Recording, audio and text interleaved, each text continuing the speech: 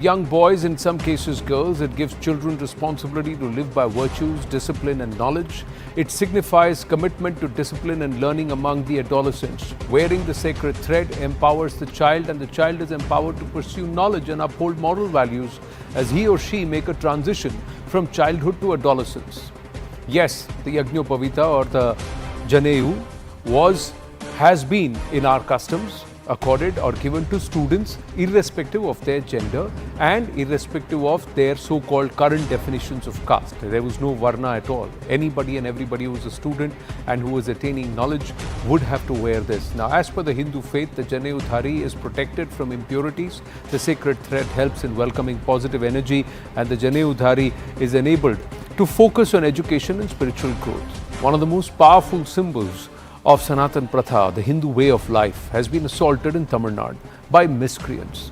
The Anti-Sanatana brigade allegedly attacked and threatened a 12-year-old boy in Tamil Nadu's Tirunelveli for wearing a punal or a janeyu, a sacred thread worn by people today from the Brahmin community, but Rama, a Kshatriya, wore a janeyu. Krishna, a Yadava or a Yaduvanshi, wore the janeyu. So anybody and everybody who is heightened in knowledge, pursuit of knowledge, wore. Even Anjaneya or Hanuman wore the janeyu. The unidentified men also allegedly cut off his sacred thread and threatened him against wearing it in future. Now, taking on the state administration, the TN BJP leader Narayan Tirupati said that there was a political move behind this attack on belief and worship. Union Minister L. Murugan met with the boy's family and expressed shock over the entire incident. The BJP is also alleging that the recent remarks by DMK minister against Brahmins have emboldened such elements in the state.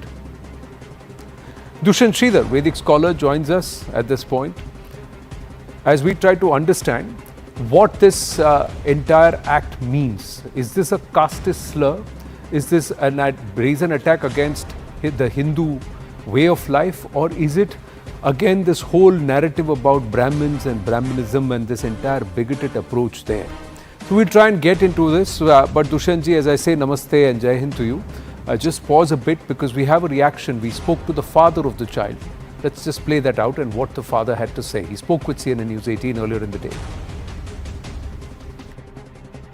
मेरा बेटा उसका नाम है अखिलेश, वो हर Saturday Samaj जाता है।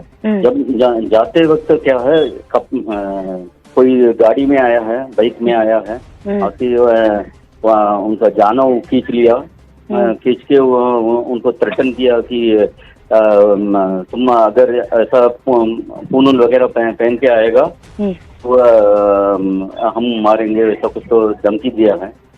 वो बराबर ठीक तरह से बोल नहीं पाता है। तो वो वापस आया था, आने के बाद में मेरे पास बोला था कि वहाँ पे पूनल पहन के नहीं जाने का है करके बोल दिया। Now, Dushyantji, how would you respond to this? Namaskaram, Anand, and namaskaram to the viewers of News 18. Anand, honestly, if you ask me for a feedback, this isn't shocking to me at all. Because people who are not aware of the Tamil Nadu politics may find it quite shocking, new, and devastating. People who have known the Tamil Nadu politics and how it has been nourished and how it has been in the last 70, 80 years will know that from 1940s, 50s and 60s when E.V. Ramaswamy Nayakar, who is hailed as Periyar by his followers, he has made many statements to the effect, they are all there in the public light, stating that if he tells his followers, if you see a snake, if you spot a snake and if you spot a Brahmin, don't kill the snake, kill the Brahmin. That's his statement. And many of his followers have gone to the extent of Janeyu, the sacred thread. He said, I need 2 kgs of this. So typically one may be about 20 or 30 grams. So imagine how many threads had to be cut. So this was the commandment that the Dravidian ideologue used to tell his followers, and his followers used to diligently practice it. Anand, there is a modus operandi. If you want to be anti-national, then you have to get anti-Hindu. And the first step to getting anti-Hindu is being anti-Brahmin. This is the modus operandi played by a lot of politicians. And the mother of all is the Dravidian parties and the Dravidian ideology. Their very basis is not for justice for all, it is hatred for Brahmins. And even Jayalalitha, who was an Iyengar, a Tamil Brahmin, her presence has not made much difference.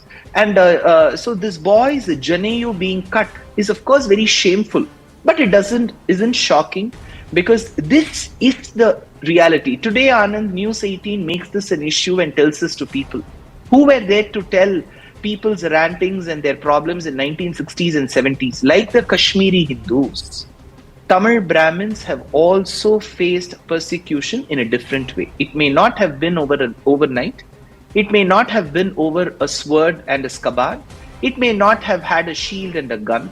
But there are various ways that you can pull down a community, pull down a human being, by making caste slurs, by calling one an Echa Parthasarathi, Parpa, Adikano. So these are the words. I'm sure those of them from the other parts of the country who may not understand Tamil should understand that these words are not even translatable and not worthy of translation.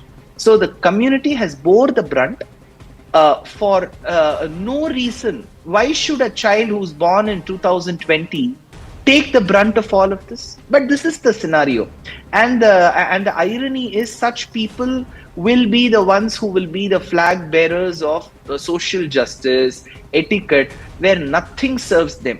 So this boy's Janeyu being cut may be new to the people of the rest of India, but this has been happening from the 1950s and 60s, and it doesn't come as a shocking incident to me at all. No, to where it was made a wrong thing or or a bad thing to do. Now we saw some shocking videos that emerged from Bangladesh flood situation, where the Bangladeshi Hindus, their Punal was being snapped by certain groups, Islamist groups, who said, you first convert, give shun this away, then we'll rescue from flood situation. This is happening in broad daylight in Tamil Nadu, in our own country, at a time from a place where the seat of knowledge and this whole aspect. Do you believe that Brahmins are under threat today on this entire caste slur, this bigotry right now? And across, in Tamil Nadu, it's 4% Brahmins, the population. Across the country, it's less than 4% of Brahmins. But why is it that this has become such a big narrative? If I would 40% Dalits have reservation, Brahmins have nothing. 4% Brahmins have nothing. If I would say, Anand, saying yes to your question, because you asked, are Brahmins under threat? And if I say, just in case I say yes, you know what people will comment and pass? This guy is trying to create unnecessary havoc and misery in the minds of people. So my answer would be, threat is, people assume threat means taking the sword and bringing it near your neck. No. Threat is about bullying the community. Threat is about making slurs on the community. Threat is about, mimicking and making a very mockery of the very lifestyle of a community. That is what is happening. So, and that will happen over a period of time. People either get used to it, or people who are extremely affected of it migrate. And that's what they want. And when you made mentions about Bangladeshi Hindus, Janeyu and all of that being cut, I'm sure those miscreants who would have done it would have watched some videos of E.V. Ramaswamy Nayakar or Periyar and would have got inspiration. Even if they don't know the language, they can understand the physical act. Because one of the earliest persons to have inspired, and I'm sure the rest of the country should know, there is one ceremony called Yajur Upakarma, yes, which is celebrated every year. There is a Rig Upakarma, there is a Sama Upakarma. And you know what will be the posters across the walls in Tamil Nadu? The rest of the Bharatiyas should know. They will keep the picture of a wild boar or a country boar, and they will put a Janeyu to it, stating that people who wear these Janeyus are nothing but boars. I don't mind being called a boar, because it was Paramatma who took the form of Varaha. I have no problem, because every animal has its reason and purpose. But this is the mentality that they have, to call somebody the dirty swine. And one thing, Anand, a personal experience that I have to mention.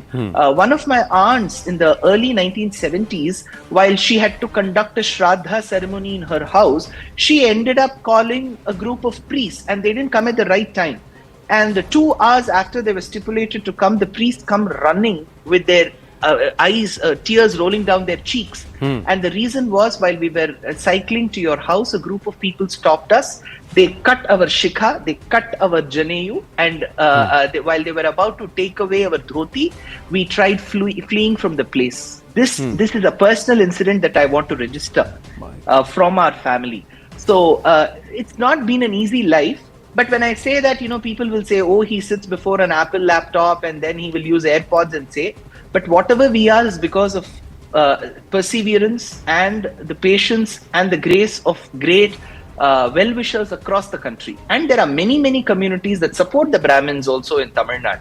That is not to be denied. But the political settlement has never been charitable towards this community. But that is to be registered and that is to be noted. Someone who was a Brahmana, a man or a woman, was never supposed to be a caste or this one. They were all supposed to be students in pursuit of knowledge. Anybody who's... So to allocate that and to associate that with a particular grouping and then to try and get so bigoted about it, it only smacks of so much of disinformation and perhaps ill will. The other aspect is that how can a minority be a threat?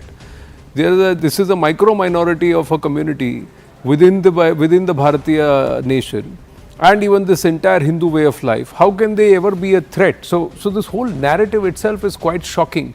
Dushyant, we'll get a move on. Let's hope that the criminals and the miscreants are caught, because the cops have, Tamil Nadu police has assured that there will be action. Let's see, we'll track the story very, very carefully. Let's get a move on. And please stay on with us as we turn the spotlight to yet another attack on Sanatan Pratha and the Hindu way of life. And let's see, is it purely politics, posturing, or is there more to it? And will something concrete come out of it, ladies and gentlemen? The Sri Venkateswara Swami temple in the Tirumala hills of Tirupati, the seat of Lord Venkatesha or Balaji, on Monday, that is today, underwent ritualistic sanitation. And this is after alleged sacrilegious practices, including mixing animal fat in making the prasadam laddus. Now, there are claims and counterclaims, many attempts to try and actually temper the whole narrative around what's happening in the Devasthanam. But clearly something is amiss, ladies and gentlemen.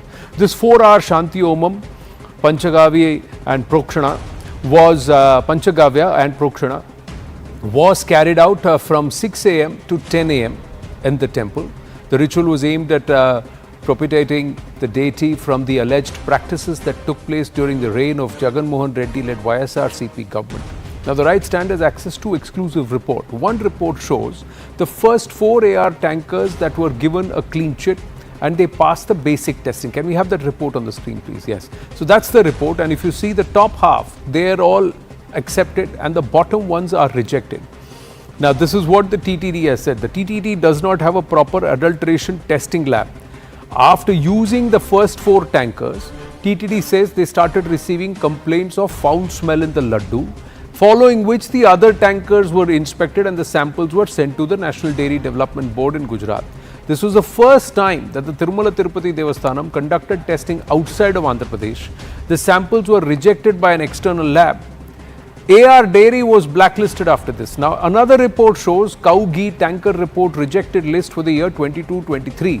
Now, after this unimaginable affront to us, so this one shows there are other people too who were rejected in 2022-2023 under the then Jagan Mohan Reddy driven leadership or administrative structure that was in place as far as Tirumala is concerned. Tirumala Tirupati Devasthanam is concerned. So there are also other, but the larger question, and many are saying, is get the state out of managing Devasthanams. They are saying free Hindu temples from state control, government control. Dushyant Sridhar, Vedic scholar, stays on with us. Pattabhiram, spokesperson of the TDP with us. Ravichandra Reddy, spokesperson of YSRCP, also with us. My namaste and Jai Hind to all of you. Thank you very, very much. Mr. Pattabhiram, so there were samples that were tested and rejected, vendors that were rejected even in 2022-2023. Now, why only this one particular sample is the question?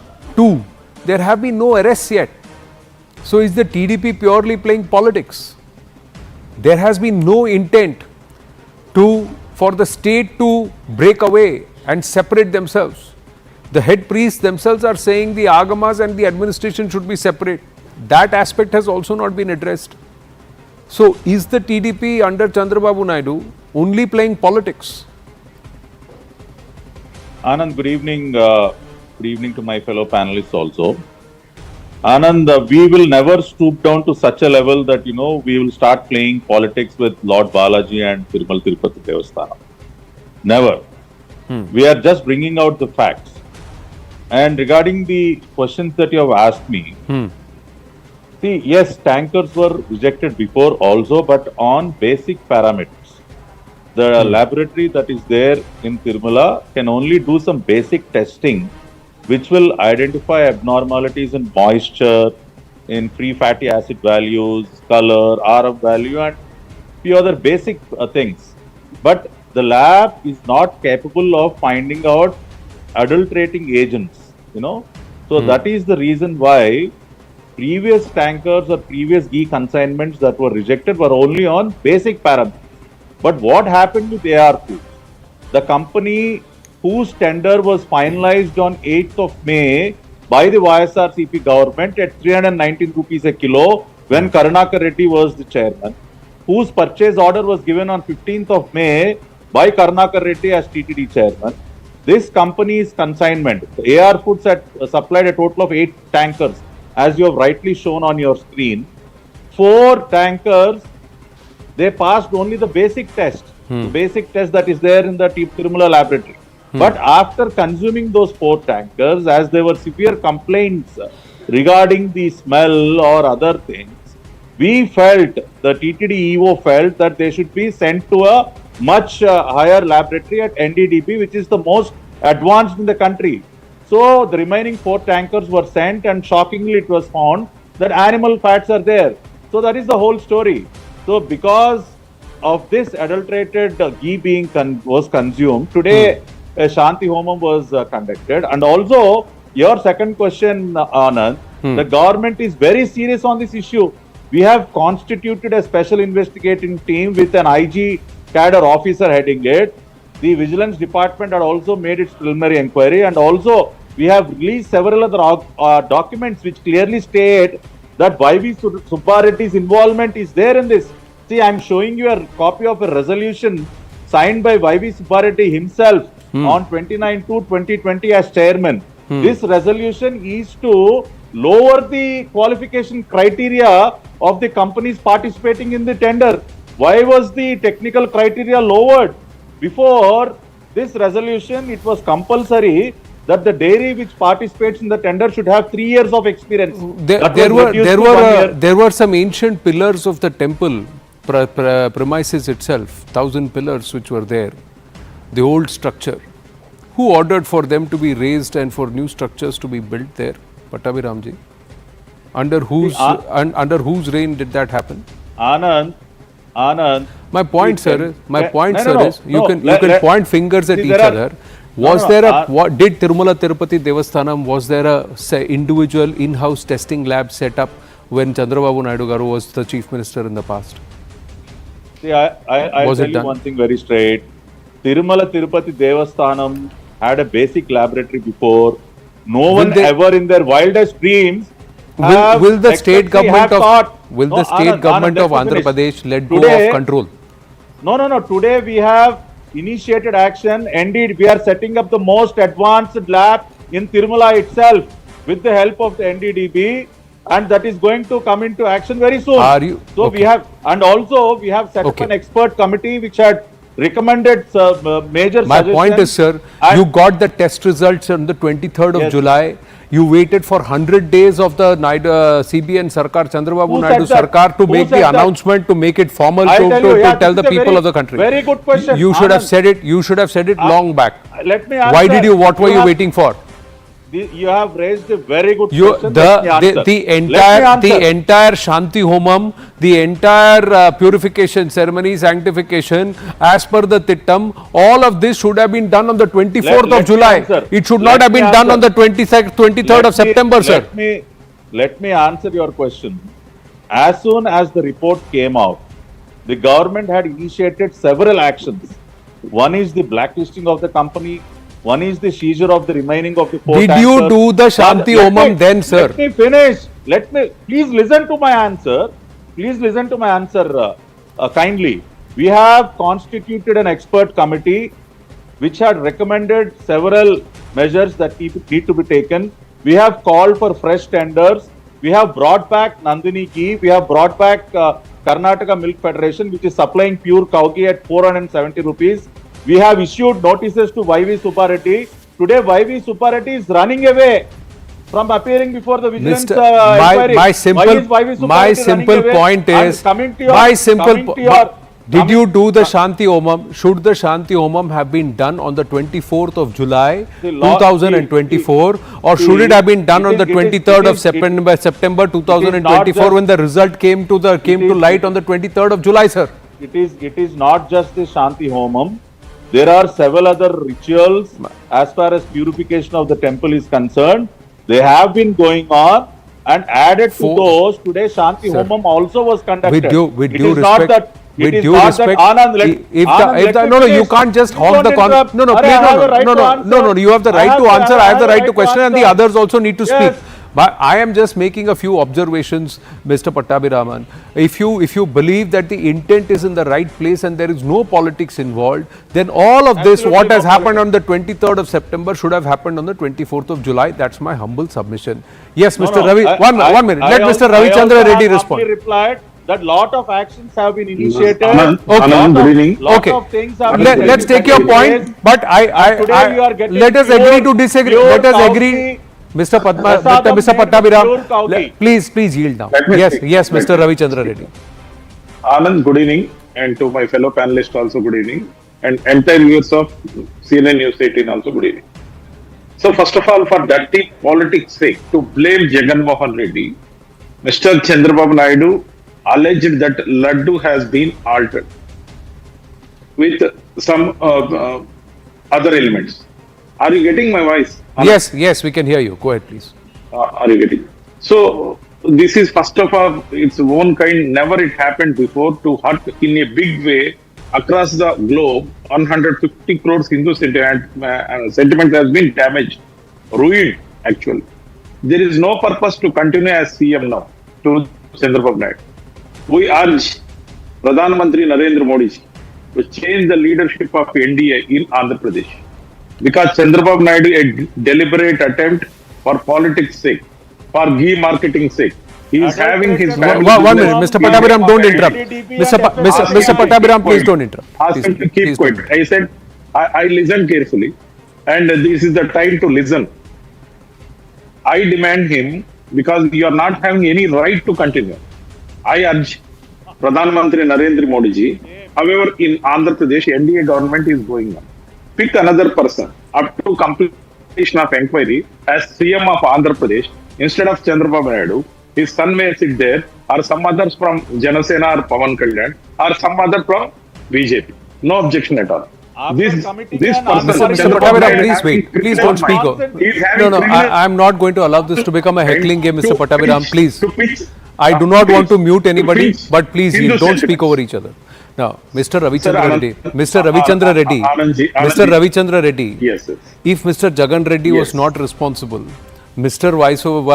Subbareddy was not responsible, and it happened despite them being Chief Minister and also the EO of the Tirumala Tirupati Devasthanam, did they go and immediately apologize and pray in front of Lord Venkateswara that under my watch, without my intent, this happened? They tried to come out and justify their position.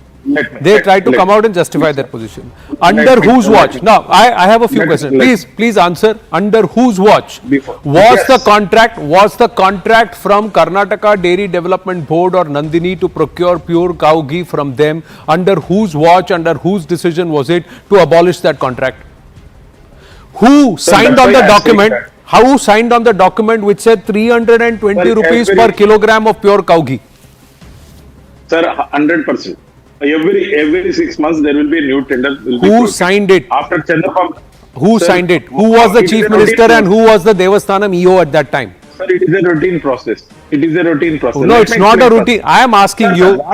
No, Mr. Ravichandra Reddy, answer. No, please.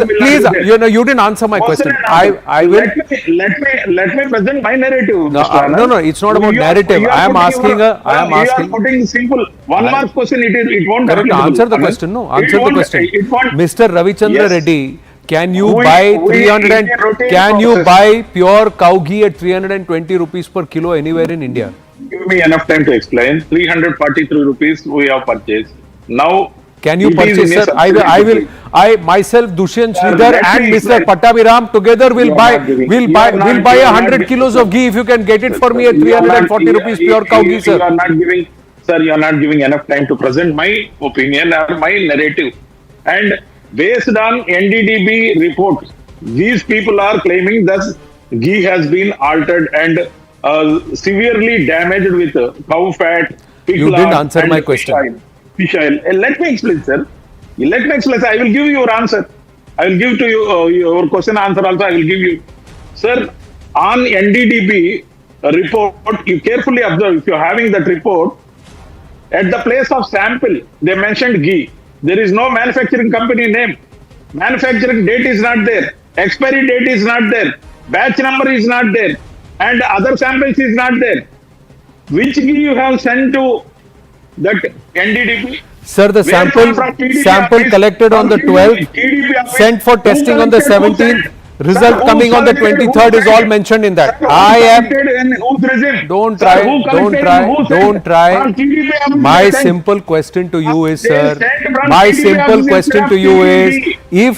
if a dairy development board with a cooperative was sending pure cow ghee within the range of 1500 kilometers, why did you Where is break the that narrative, contract? sir? And Where I is am, the no, I am narrative? asking about Where Nandini is the pure cow company ghee. name? I am Where asking, is the manufacturing I am date? asking, don't Where is shout. the expiry Mr. date? Mr. Sir, Ravichandran, Anand, Mr. Ravichandran, please Mr. note Ravichandran down Reddy, my point. did you answer Please my note my question? points. Who abolished the contract with Nandini, pure cow ghee? Can you get 320 rupees per kilo, 340 rupees per kilo pure cow ghee today? Can you buy for me, sir? Now, Can you get? now at what Will time you they buy are it? getting, sir? If somebody says it is pure cow ghee and it is 340 rupees per kilo, Calculation, what will you they first do, bought sir? for You will take a 200 tester and Mr. test it, Anand, or you will Mr. pinch Anand, that person and listen to pinch me. yourself to know is it really possible? Listen to me. Sir, you are not listening at No, all. sir. My No, voice sir. should go. I have to give my explanation. What, sir? You're Sir, just beating around the bush. 270 I asked you a simple 207. question. Did Yes, sir. were non-Hindus appointed as part of the administrative board of Tirumala Tirupati Devasthanam? Who said? Did these We have given the administrators priority for try to Hindus. interfere in the agamas of the Tirumala Tirupati Devasthanam? It seems, Mr. Anand, you are not giving my I am 2 asking you, minutes. should a You are not non-Hindu be giving part? 2 minutes Okay, to me one. to answer, Mr. Anand. No, sir, you have You not are answered a giving single at question. least Very 2 minutes. very You are not respectfully, you have giving not 2 answered a minutes to me. single question. I do not You want to are raise not my giving- voice, you are- but sir, you you are only- only you wanting to push a only- narrative. you I am only asking are questions asking which I questions. want facts. You are not- Dushyant Sridharji, thank you for your patience. You heard both sides. Beyond the politics, sir, what is the answer? 1 minute, Mr. Reddy. Anand, you are not given the time. 1 to minute, me. Mr. This Reddy. is Let not Mr. justice. Dushyant speak. This is not justice. I'll come back to you and Namaskaram, give you 2 more minutes if you answer my questions, Mr. Reddy, after Dushyant Sridharji speaks. Yes, Dushyant ji. Namaskaram Anand and namaskaram to my fellow panelists. As per the Vaikhanasa Agama, as per any Agama that's related to Vaishnava Sampradaya, it is not even allowed to use chilies for the prasadam. Forget any other thing. So we use only pepper. So in a Agama Shastra and the rules laid when we are to avoid even chilies, today we are discussing that there is a report that says that there are traces of fish oil. That's the state we are in. Leaving aside the politics of two parties and the two leaders, my appeal as an apolitical person, as a person who is a Hindu, who believes in Sanatana Dharma is, if a mistake has happened, it has to be cross-checked again. It has to be found out whether truly they were, because if there is going to be multiple tests and finally it is going to conclude stating that there was no adulteration, that's going to be the happiest day for Hindus. And if it is found again through multiple tests that there were traces of fish oil, the authorities, whoever was responsible for this, should be given the strictest punishment. And to the next part today, there has been Prayaschitta Homam, there has been Kshama Mantram and all of that, which is a part of a ritual because that does reassure the Astikas that there is a Shuddhi Prakarana, that there is some kind of atonement to the papam that is done. And last of all, my earnest appeal is, see, you did ask a very simple question. I'm not getting very political. You asked for 300 plus rupees, will you get a kg? You will not get it. Anand, simple thing. When you want to compromise on the quality, this is what will happen. And I'm not blaming or pinning it on one person, anybody. But I'm saying when you compromise on the, you bring down the price, and you'll have to compromise on the quality, and all this is bound to happen. So my earnest appeal, besides all of the two parties that is there, is I feel when Muslims manage their mosques and dargahs, when Christians manage their churches, why should the Hindus not be given the right to manage their temples? Why do we need government interference at all? And even if the government interferes, why should non-Hindus be a part of the board? I have nothing against them. But the only thing is, when a temple itself is not a secular place, it is a place which pertains to a certain religion. What business does the government have, and what business does a man from anybody from another faith have? They are welcome to visit the temple after signing the declaration. That's a different thing. Non-Hindus should not have a role to play in the temple board. And what role does the government have in a temple? As simple as that. And if there is answer to this, there will be answer to the other questions as well. Fair point made. Now, Mr. Reddy. Anand, I want to specify one thing clearly. I have urged you to see the fact of that NDDB report, how malpracticed it is, where from that sample has been sent. Please question the opponent of the Telugu Desam party. Where from that ghee sample sent? On that basic report only these people are questioning. And without having any evidence and anything, they have altered EVO statement as well. EVO have given. Okay, you've said that 4 times today, sir. Beyond that, what are you answer my questions now? Will you answer my questions now? EVO clearly said that no adulteration has been done. And then later, why Chandrababu Naidu made such comments and why he called again EVO, you are not answering my question. Can you procure ghee at 320 rupees per kilo? 1. 2. Were there non-Hindus who were part of the administrative setup of Tirumala Tirupati Devasthanam under the YSRCP government? 3. Not YSRCP government. Earlier also, Chandrababu Naidu regime also carried them. No. I am asking you, were they part of you? Then how have you upheld faith? How have you respected faith? Did you appoint Hindus as part of the Waqf board? Did you appoint Hindus to manage all the churches in Andhra Pradesh, sir? Why did you do it only with the Hindu temple and with the TTD? I asked you. You didn't answer this question. Okay, now Mr. Pattabiram. No. 1 minute. Mr. Pattabiram. Now we are given to understand the former chairman was blocked from entering the temple. Why? Why can't, irrespective of what the allegations are against him, why was he not allowed to visit the Lord? These are not just allegations, Anand. These are facts which were proved not just by NDDB, but also by FSSAI, Food Safety Standard Authority of India. CNN News 18 had broke the news in the evening that FSSAI also had confirmed this, and they have issued notices to AR Foods. So it is not just NDDB. Another top authority in this country also had confirmed my simple question. I'm answering your question. See, can you see this picture, Anand? This is the picture of Karunakar Reddy's daughter wedding, which was done as per Christian customs. So I think this answers your question. Does this answer that Karunakar Reddy himself is a Christian? No, he's a non-believer. He is a non-believer. How can a non-believer be made as chairman of TTD? A person who perform his own daughter's marriage as per Christian rituals, how can he be made as a TTD chairman? And the other thing is, Anand, the chief minister himself, this is a very valid point. Chief Minister Jagan Mohan Reddy, while entering the TTD temple, Lord Balaji's temple, he is supposed to sign a declaration because it is a known fact that he is a Christian. But never had he signed the declaration. APJ Abdul Kalam ji, even as president of this country, had signed the declaration while entering the temple of Lord Balaji. My simple point is, I have to wind up for the moment. My simple point is, you can ask each other, but who are you to stop any bhakta till the time they are convicted or found guilty from doing darshan of the Lord? If they want to atone in front of the Lord, who are you to stop them? 1. 2. Have you terminated the work and jobs of anybody who is part of the administrative setup, who is a non-Hindu or a non-believer? Have you done that? that's the second part. Third, when are you going to put your hands off and move away from control of the Devasthanam and hand it back to the Bhaktas and the devotees and get them to run it? These are three questions. If your intent is pure, then you should show action on this, not the kind of delay that you have shown from the test result to the time that it was made public. I have to wind up for the moment. Thank you very much, gentlemen. Thank you very much. Quickly moving on, ladies and gentlemen. It's a big win for Bharat in the sense that it's a proud moment that Laapataa Ladies, a movie which captured the imagination of the viewer and got popular word of mouth across platforms, has been selected as Bharat's official entry for Oscars 2025.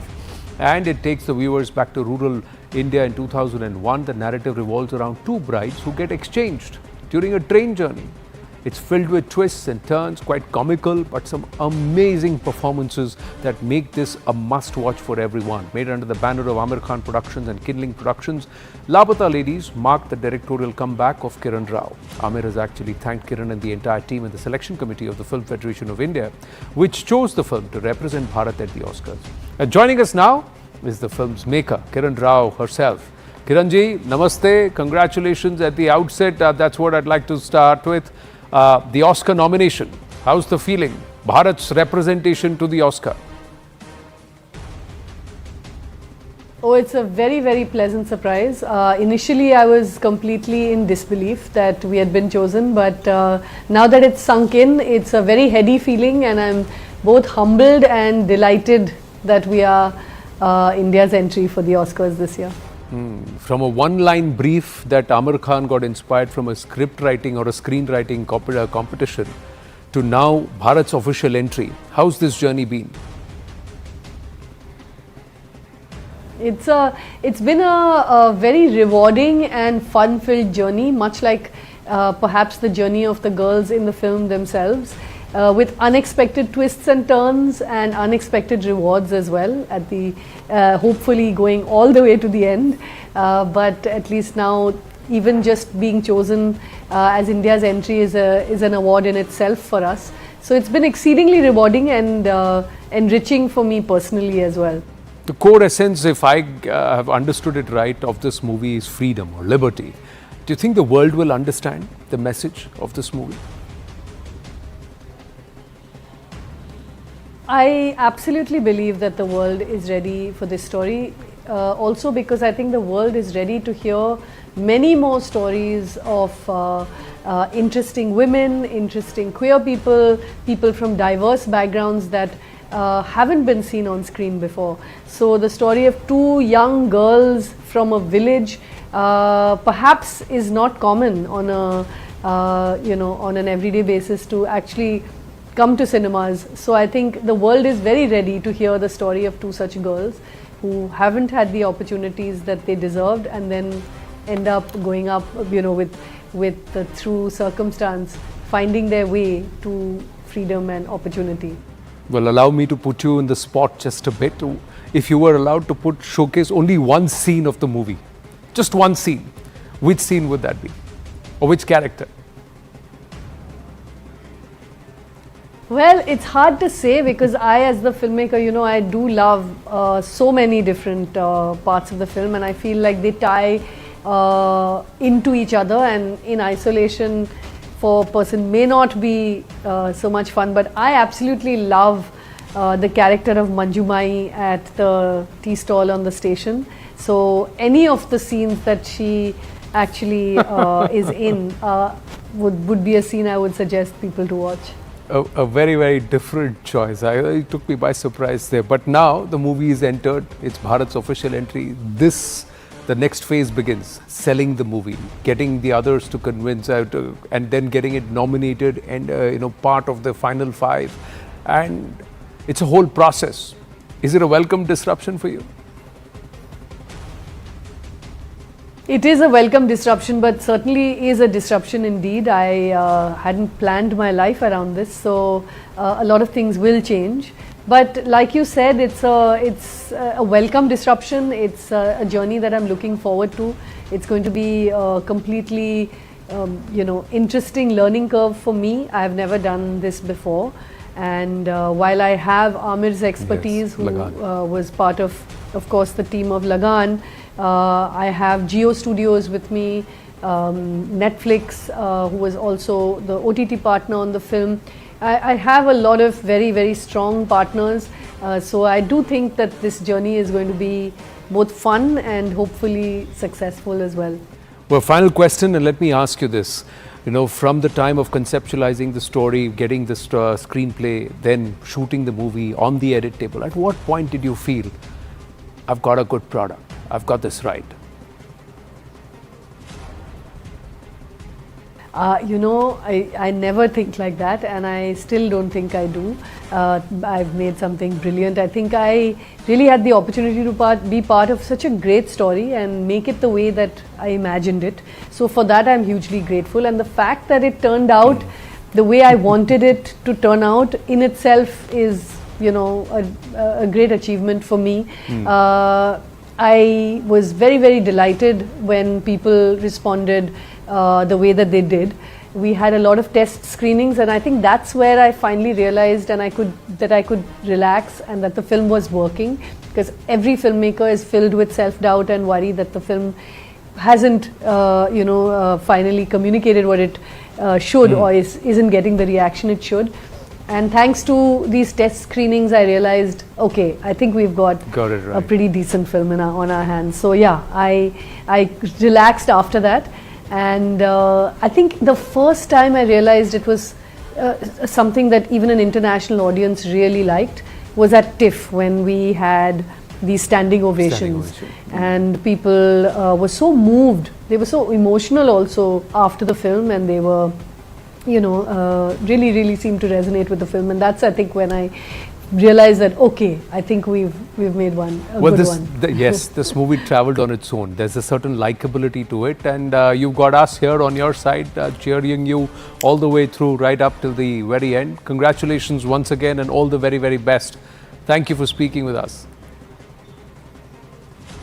So that was Kiran Rao, ladies and gentlemen, and it's going to be a journey. They really have to now win the world with Laapataa ladies, and if you've watched the movie, you'll know there's a certain likability to it, isn't it? We're going to take a very short break. When we come back, there's another big breaking story. The Prime Minister is in the US. He's going to be addressing the UNGA and the Summit of the Future. But there are other elements who are trying to perhaps curate a certain level of unrest and create a certain level of irritants for Bharat. We get you the details when we come back. Stay with us.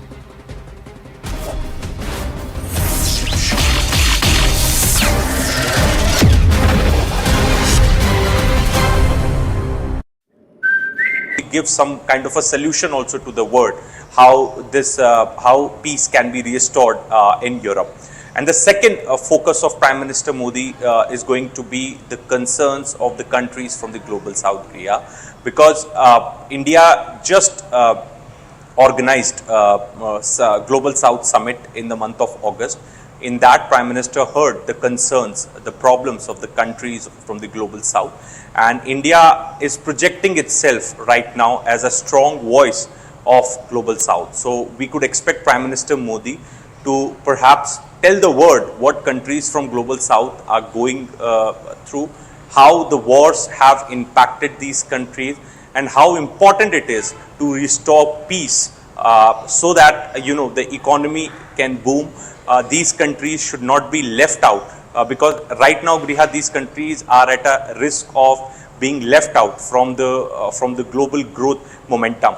So that would perhaps also be the Prime Minister's talking point in the address. So, you know, all eyes are going to be on that key address of Prime Minister Modi at Summit of the Future. Right, and he's also just been part of that Tech CEOs roundtable. He has underlined about India's own growth story, India's technological prowess. He talks about how very soon India is going to be touching upon the 6G technology. About all of that, Siddhant, considering many of those CEOs were important faces, and that too Indo-American faces. Well, absolutely. So it was a very important CEO roundtable which Prime Minister chaired. In fact, CEOs from 15 top IT and tech companies of United States participated in the roundtable. Prime Minister's message was come and invest in India. be a part of India's growth story. That was Prime Minister's message to all the CEOs. In fact, there were CEOs from the semiconductor companies. Google CEO Sundar Pichai was also there, and the other companies which are doing business in biotechnology, semiconductors, artificial intelligence, etc., etc. So it was a very important CEO roundtable which Prime Minister chaired in New York, and after which in fact held 3 bilateral meetings also, one with the Prime Minister of Palestine, which is very important, Griha, Yes. and in fact Prime Minister reiterated India's principal position on Israel-Palestine issue. Prime Minister also met KP Oli, the Prime Minister of Nepal, in New York. Remember, KP Oli has not visited India yet. So with that regard, this visit is also very significant. And Prime Minister also met the Crown Prince of Kuwait, and in fact Prime Minister thanked Crown Prince of Kuwait for taking care of Indian diaspora, because Kuwait has largest Indian diaspora. Back to you. Absolutely. Also, Siddhant, since you mentioned semiconductor, there has been a very, very crucial deal between India and US that's been inked as far as the semiconductor fabrication plants. This is going to give a lot of impetus, not just to technological development, but also towards national security. Let's first take a look at what the Prime Minister had to say about semiconductors, and then I'll come back to you, Siddhant. Semiconductor में हम $15 billion का additional investment करने की दिशा में हम आगे बढ़ रहे हैं।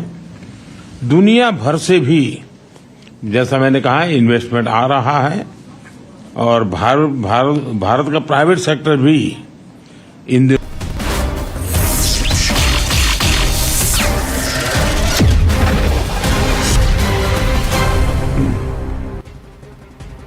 The law enforcement in New York arrested a Khalistani protester and stopped another group from breaching the free speech zone after they tried to disrupt Prime Minister Narendra Modi's community event in New York's Nassau Coliseum. After K-separatists failed attempts at disrupting Prime Minister's diaspora event, Gurpatwant Pannun, wanted terrorists and also leader of the banned and proscribed organization Seek for Justice. This Khalistani K-separatist terrorist and chief of SFJ released a 90-second video threatening Indo-American citizens. In his message, Pannun said, and I quote, "Please take your Indo-Americans back to India. All those who planned and funded the event are followers of Modi's Hindutva ideology." According to sources close to intelligence agencies, his video was on expected lines. So, till Hindutva ideology, that is where I unquote Pannun's comments, and then going forward, according to sources close to intelligence agencies, his video was on expected lines. Now I quote the intelligence sources again. Pannun is a rogue element who has no identity. He is doing this on the directions of foreign agencies who have funded him. His lawsuit was planned deliberately at a time when the Prime Minister was going, and these agencies never expected huge success. The event was as successful as any event in Bharat. Unquote. That's what intel sources have said. Sushant Sareen is with us, senior fellow ORF, and Glenn Carl, former CIA officer, with us. Namaste, gentlemen. Thank you for your time. Sushant Sareen, is this an act of desperation? Is this all under the garb of freedom of speech and expression? So if a Falun Gong can protest and Tibetans can protest when Xi Jinping is there, why can't Khalistanis when Modi is there? So that's one aspect. The other aspect is this being done deliberately because the intelligence wants to continue these pinpricks. The Five Eyes want to continue these pinpricks on Bharat. Yeah, so I think on the first question, Anand, it's very clear that everybody has the right to protest. Nobody has a problem with anybody protesting. You know, people can let off as much hot air as they want to. The problem with most of this Khalistani element is that, one, they have a track record of terrorism, and the most heinous kind of terrorism, in fact, mass murders to their account, including the bombing of the Air India aircraft many years back. But nevertheless, those elements are still very active in this movement. Number two, they are involved with very big criminal gangs and criminal mafias, transnational criminal mafias, involved in things like drug running, gun running, all kinds of other nefarious activity. That's the second. The third is the kind of hate speech these guys are espousing. Now, unless it's the American or the Canadian or the Western case that, look, hate speech against Hindus and against Indians is perfectly valid and perfectly kosher. But it's, any other kind of hate speech is unacceptable, but hate speech is perfectly kosher. Otherwise, I don't know what they're trying to get at. Number 4, on the whole issue of clearly there are some intelligence agencies which are propping up these guys, turning a blind eye. I think that's very, very clear from how this whole thing is playing out. The question is, what is the purpose? Now, there are mixed signals clearly which are coming out, because at one level, if you look at India-America relations or India-West relations, they are as good as they have ever been in history. In fact, even better. The kind of cooperation which is happening is next level stuff. Something which in my younger days I could have never imagined. But at the other level, you see this kind of thing that, okay, fine, we have certain leverages over you. And finally, Anand, Pannun is an idiot, and as are all the other Khalistanis. But when they say that the Hindus need to go back to India if they are rooting for Modi, simply because they want India to do much better, then what about the Khalistanis? Are the Khalistanis wanting to form Khalistan in the United States or in Canada? Because if they are wanting to form Khalistan in India or out of India, then they should come back to India. Are these cowards not ready to come back to India? Why? So I think the same question can be thrown back at these bloody lowlifes, toilet cleaners as most of them are, or truck drivers. I know and they can ask the question as to why they don't come back. Right.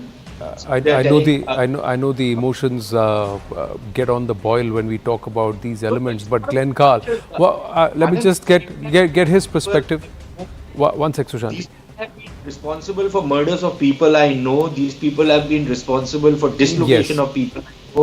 So I have no love lost for them. I totally understand. But the fact is that if the India-US friendship is at a new height, Quad is at a different strategic level of interaction and engagement, why is it that there are allegations that he is a CIA prop, Glenn Carl? Why is it that his offices are on the same office place, same building or same premises where the FBI have their offices reportedly?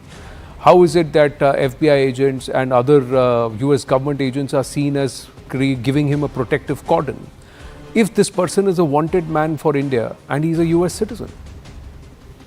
Glenn Carl. Well, I have heard the statements and read some statements that he's being supported, run by, or is an agent of foreign intelligence services. Your comment that it's the CIA or the FBI, or the first time I've heard that, I would find that astoundingly hard to believe, really, since a covert operation for the United States is a particularly sensitive issue, and directed, in this instance, taking the scenario a little further, if it were directed against India at a time when the United States is seeking to improve relations at all levels for the overarching strategic goal of having essentially an alliance with India to counterbalance China. I just find that astounding to even conceive. It just wouldn't really happen. The way I see the issue is three immediate levels. There's the intelligence aspect, which we just touched upon a little bit. It's certainly possible that foreign intelligence agencies, the Pakistanis come to mind first, of course, the Chinese, I think, second, might seek to run some sort of covert operation to disrupt Modi and create problems for him in the United States. That makes sense to me. That the U.S. intelligence services do, it doesn't. Then there's the free speech issue, which is really the U.S. has worked out, although there are endless arguments about it, it's a never resolved issue, that free speech is not speech that one likes, but is designed to protect speech that one even hates, and that one may engage in any sort of speech up to direct incitement of violence. Now, once that happens, then the speech is not allowed, and the authorities should shut it down. But the statements I read, and I'm not the lawyer and I'm not in the court making the decision, are far from that. And then the third issue is this fellow a terrorist? with what he's been charged, what are the extradition treaties or treaty between India and the U.S., and would they obtain in this instance? And the U.S. position has pretty consistently been so far that they have not risen to the level of calling for his extradition. So, are you okay for secessionist elements to operate on Indian soil who call for the secession of America or secession of the South from the North out of the 53 states? Are you okay if there were Canadian secessionists who would want a separation of Quebec operating out of Bharat, and every time there is a visit or outside and they would create these kind of situations? These are elements, Glenn Carl, who are also intimidating local citizens. They are calling them, they are harassing them, they are intimidating them. They are also creating an environment of hostility with those who do not agree with them. So how is that okay? Yeah, intimidation should not be okay. I think that's pretty clearly crosses the line where speech or actions would not be acceptable under any circumstance, whether it's a Sikh doing it to Indians or other Indians, I should say, or any other circumstance. Were someone sitting in Vancouver calling for this the renewed secession of the southern states, that would be irritating, certainly. And were it financed by, run by a foreign intelligence service, that would be more alarming. And I think the U.S. would be, of course, would take steps to try to say, we don't like this. The intelligence service X is doing the following job. But beyond that, unless they're violently so that's where the problem is, that the CIA, the FBI, if they know the ISI is involved or the Chinese FSS is involved, but this man is talking about breaking our country. He's talking about a secessionist agenda. And how is that kosher is a question. I have to break this conversation, gentlemen, because we got news coming through, big news close by, and I have to go across for limited time here on the right stand. We just need to push this out. Badlapur rape case, there's an update that when the cops were taking Akshay Shinde, the main accused, in the case from jail to a place, Akshay actually took out the police's revolver, tried to snatch it in the jeep and fired 3 rounds at the policeman. This entire case, and the cops, he snatched the weapon, fired at the cops. In response, the Thane police officer shot at him, and now we're given to understand that Akshay Shinde is dead. The main accused, the molester, the assaulter of these young kids at a nursery school, at a nursery section of a school in this Badlapur area of Thane district, he was arrested. He is now dead because he tried to break away using a police firearm, and in a countermeasure, he was shot dead. That's the update. We're going to wind up the right stand on that note. Thanks for watching.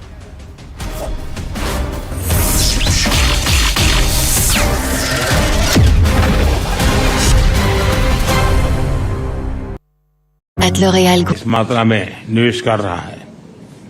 हाल ही हुए हमने एक Semicon India summit की, आप में से कुछ साथी उसमें थे भी। भारत के पास global semiconductor ecosystem supply chain में एक रिलायबल और क्रेडिबल पार्टनर बनने की पूरी क्षमता है। आज हमारा इलेक्ट्रॉनिक सेक्टर $150 बिलियन से ज्यादा का है। हमारा लक्ष्य इसे 2030 में $500 बिलियन तक ले जाने का है, ताकि इस सेक्टर में 6 मिलियन नई जॉब्स की हम आपूर्ति कर सकते हैं। Received a grand welcome there from the Indian diaspora, where he emphasized that the day is near when Americans will see the Made in India chip. Now, after addressing the Indian diaspora, Prime Minister Modi also held the Tech CEOs Roundtable in New York and discussed India's vast potential and opportunities that the country can offer in these sectors. Remember, he'd also held separate talks with world leaders, including his Nepalese counterpart KP Sharma Oli, also Kuwait Crown Prince and the Palestinian President Mahmoud Abbas, reaffirming India's support for Palestinian people. And now he's all set to be addressing the Summit of the Future at the UNGA.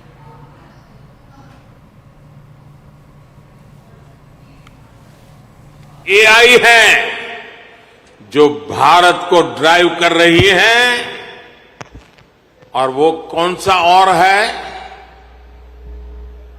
वो है A for aspirational, I for India. Aspirational India. साथियों, हमने women welfare के साथ ही women lead development पर focus किया है। एक तरफ दुनिया के कई देशों के बीच संघर्ष है, तनाव है,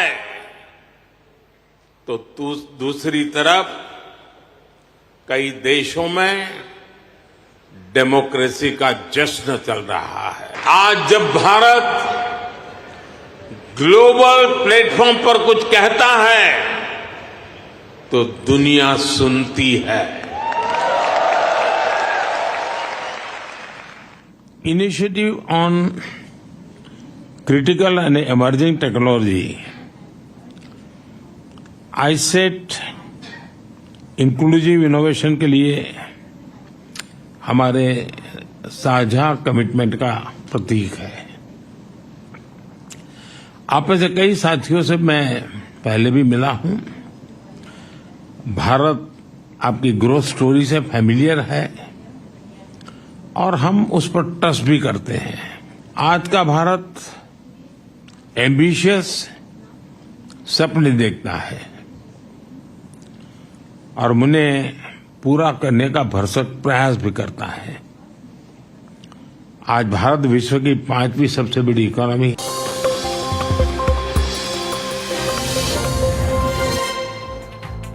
Good evening, this is Brass Tacks. I'm Zaka Jacob. Prime Minister Modi will be speaking at the Summit of the Future on the sidelines of the United Nations General Assembly in New York. The aim of the Summit of the Future is to address the two most pressing concerns that the world is contending with right now. And that is the two ongoing wars, the one in Russia and Ukraine, which has been going on for the better part of 2.5 years now, and the war in Gaza, which is closing up on a year between Israel and Hamas. And just when you thought there was a ceasefire agreement that is going to be clinched in that war, now a second front and a much more active front seems to have been opened by Israel on its northern border with Lebanon, attacking Hezbollah. Even as we speak, the Lebanese Health Ministry has confirmed more than 250 people have died in what is the largest airstrikes by Israel since the end of the 2006 Lebanon-Israel war. Now, the question is, the world can ill afford. Forget about one, it certainly cannot afford two wars happening at the same time. There is a knock-on effect, and the worst hit are the developing countries, India included. So the world needs to find ways to not just